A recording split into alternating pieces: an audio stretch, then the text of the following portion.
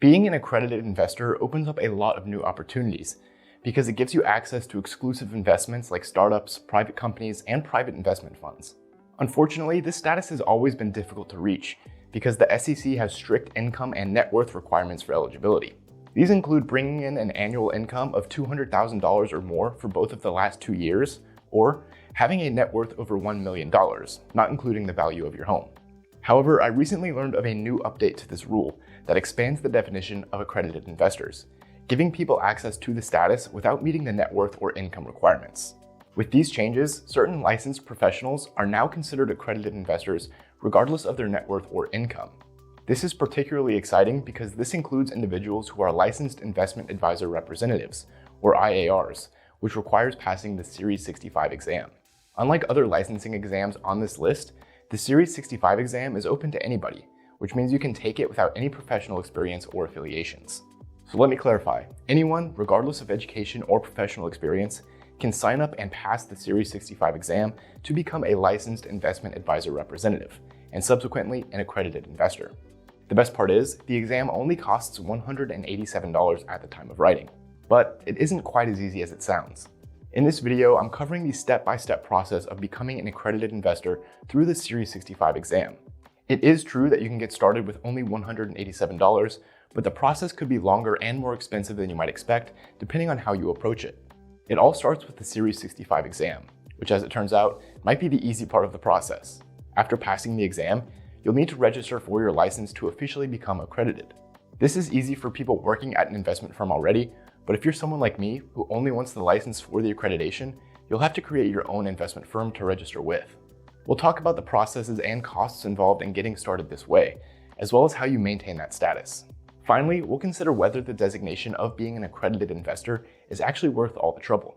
I personally sunk a couple $100s into this process before I realized it wasn't the right path for me. So hopefully this video can help point you in the right direction of what to do next. Let's get into it. The path to becoming an accredited investor starts pretty smoothly with the Series 65 exam. Again, this is one of the only financial industry qualification exams that don't require you to be affiliated with a financial firm. So for individuals who want to build their own business, beef up their resume, or just become accredited, the Series 65 really simplifies things. To register for the exam, you simply go to finra.org and click Enroll under the section with the Series 65. You'll have to create an account with FINRA, after which point you can log in, select the Series 65 exam, and enroll for the test for $187. After registering, you'll get an email from FINRA with an ID number that gives you access to booking your exam within the next 120 days. From this point, you'll go to the Prometric website, which is the company that proctors the exam. After entering your ID number, you can then book an exam either in a testing center in your area or remotely. At this point, all that's left to do is study and pass the exam. The general consensus is that the Series 65 exam is a bit easier than other licensing exams, which is good news for anyone who is unfamiliar with the finance industry. But given that you're probably pursuing this exam for accredited investor status, I'm guessing you have some general knowledge about investment products already, and that should give you a head start on the exam content. The exam is 3 hours long with 130 multiple choice questions. You must get a score of 72% to pass, which is answering at least 94 questions correctly. 30% of the exam covers laws and regulations, 15% covers economic factors, 25% covers different investment vehicles, and the remaining 30% covers recommendations and strategies for your potential clients. I already spent a few hours digging into the study materials and practice tests, and I can verify that this is definitely a test that requires studying. But again, if you're pretty savvy with financial topics, it shouldn't be too overwhelming. Passing the exam after 4 to 6 weeks of studying is definitely doable if you're studious, maybe even a little less if you power through the material and have a bit of prior knowledge. I would encourage anyone to dig around for the best study materials, but I found a lot of great reviews on the Kaplan financial materials, which cost about $160 for the basic package. This is where I spent a few hours, and it seems like it's plenty to successfully prepare for the exam. But as I mentioned earlier, passing the exam is only the first part of the process. According to the SEC, to be officially considered an accredited investor, you must be licensed within the state, and you must fully comply with all requirements. And this is where things get a little messy. In order to be licensed, you have to file a U-4 form, which is a formal application to register as an investment advisor representative. The problem is, only registered investment advisor firms are able to submit this form. So if you want to become licensed, you'll either need to have an affiliation with an RIA firm that will file a U-4 on your behalf, or you'll need to create your own RIA so that you can submit the form on your own. Again, if you plan to work in the industry, you can just find a job and let your investment firm worry about all of the logistics. But for people who purely want that accredited investor status without formally working at an investment firm, you'll need to create your own firm to submit this U4 form. There are two paths to registering as an investment advisor firm. The first is by registering through your state. The issue here is that the registration process for states can vary from one to another, so the simplicity of that process will depend on the state you live in. You'll also have to follow any additional regulations that your state may have on firms, which could be additional paperwork and compliance requirements, complicating the registration process. For this reason, an easier path may be to register with the SEC. This path is typically restricted to investment advisors with over $100 million in assets under management, but there is an exemption for people who operate as internet investment advisors. This offers a much easier path to registration for people who don't want to operate a traditional investment advisory firm. In order to qualify, you must offer advice to your clients exclusively through an interactive website. The SEC defines this as a website that uses software-based models or applications to provide advice to clients who enter their information into the website, making it an interactive and personalized experience. Other electronic media communication does not qualify for this designation. This means you could create a fairly simple website with an interactive tool that gives visitors investment advice, and then you're qualified to register as an online investment advisor through the SEC. This simplifies much of the registration process. If you choose to go this route, you can create an investment advisor account at the FINRA Gateway tool, which will give you access to the forms required to register a firm. From here, all you have to do is file the Form ADV. Internet-only advisors will check the box to register with the SEC, and then you'll get a lengthy form asking for all of the details of your firm. You can fill it out as a sole proprietor using your own personal information, or as a business using an LLC, S-Corp, or other entities. A lot of this should be pretty simple if you don't actually have any clients, but you'll also need to submit some compliance documents, including items like client brochures and the relationship summary. This definitely sounds complicated, but according to Nathan Leung at natecation.com, you can adapt some templates fairly easily to fulfill the SEC requirements and submit the ADV. I'll also be linking to his blog post on this subject below because he gives a great walkthrough of his experience doing this. It'll cost you $40 to submit the Form ADV, but this will also trigger a filing notice for your state of residence. Whether you set this up as a sole proprietor, LLC, or anything else, you'll have to file a notice in the state where your primary address is located.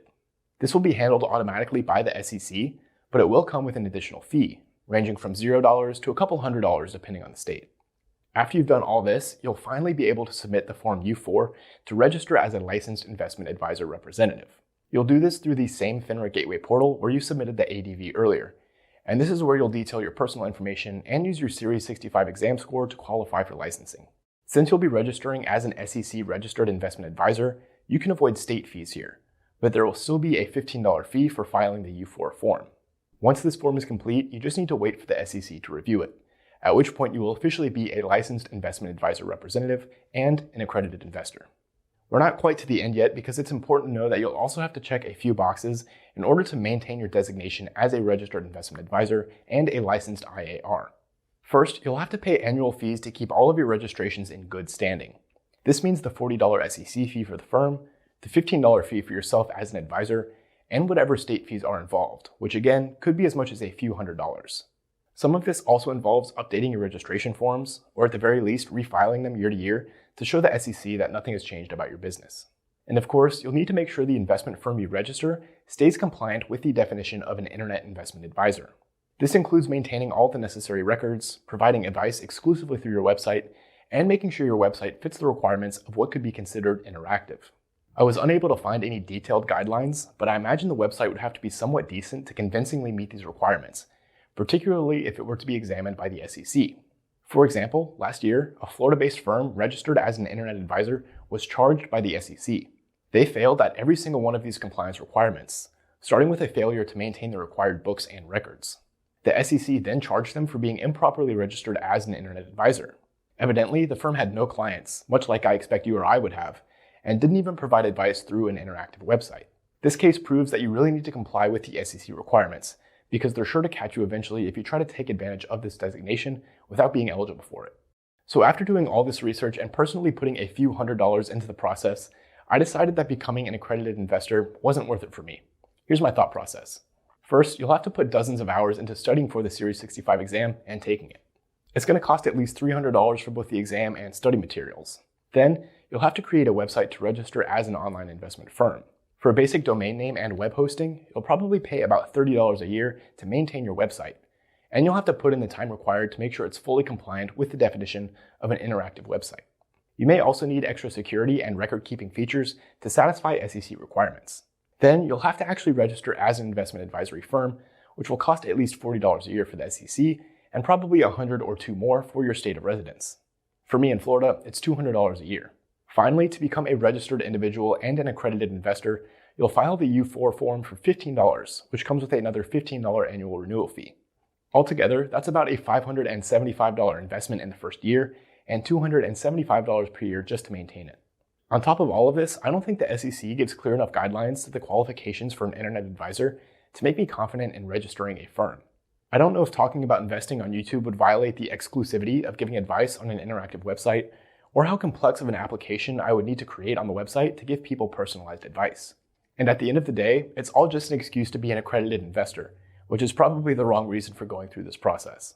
Ultimately, I'd feel a little safer doing this through an LLC, but that'd be another couple $100 a year to maintain, making this an even costlier process. So once I added up all of the time and money I'd be investing to pull this off, I had to consider what I actually plan to do with my accredited investor designation. Truthfully, I just want to have the accredited investor status so I can earn yield on my crypto and sell, the native token on the Celsius Network platform. This allows me to earn about 25% more yield on my crypto assets, a privilege that isn't currently available to non-accredited US investors. While I still desperately want this opportunity, it's probably not worth the time, money, and headache of going through the Series 65 exam and registering with the SEC. In fact, it would probably only earn me an extra couple $100 in a given year, which is almost exactly what it costs to get that accredited investor status through the Series 65. So I realized that I'm better off using that time and money elsewhere and just working towards the net worth and income requirements that will eventually qualify me as an accredited investor. I would definitely encourage anyone else to consider their end goal with this designation before getting started, so you can objectively think through the costs and benefits of the whole process. Feel free to leave me a comment if you have any questions here. I know this is a super dense process, and I'd love to have some further discussion. And if you're looking to get your feet wet with earning passive income in crypto, check out my recent video on how you can earn over 10% APY on your cash with Celsius Network. I'll see you in the next video.